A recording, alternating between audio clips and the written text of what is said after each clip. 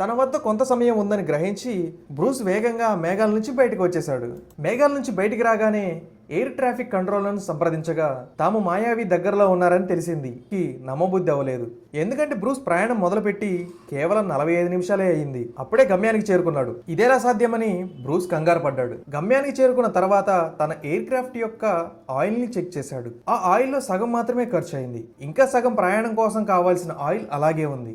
Bruce యవ్వన వయసు నుంచే ఎయిర్ క్రాఫ్ట్ ను నడిపేవాడు కాబట్టి బ్రూస్ ను ఎక్స్పీరియన్స్ పైలట్ అని కూడా చెప్పవచ్చు. బ్రూస్ ఎప్పటిలాగా కాకుండా ఈసారి కేవలం సగం ఇంధనంతోనే 90 నిమిషాల ప్రయాణాన్ని 45 నిమిషాల్లో పూర్తి చేశాడు.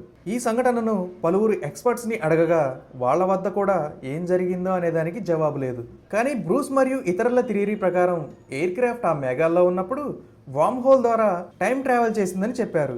ఈ రోజుకి కూడా బ్రూస్ ఎయిర్ క్రాఫ్ట్ తక్కువ సమయంలో ఎలా ప్రయాణించిందనే దానికి ఎక్స్ప్లెనేషన్ లేదు. ఇప్పటికీ ఇది ఒక మిస్టరీగానే మిగిలిపోయింది. ఈ సంఘటన తర్వాత బ్రూస్ తనతో జరిగిన సంఘటనను ఒక పుస్తక రూపంలో రాశాడు.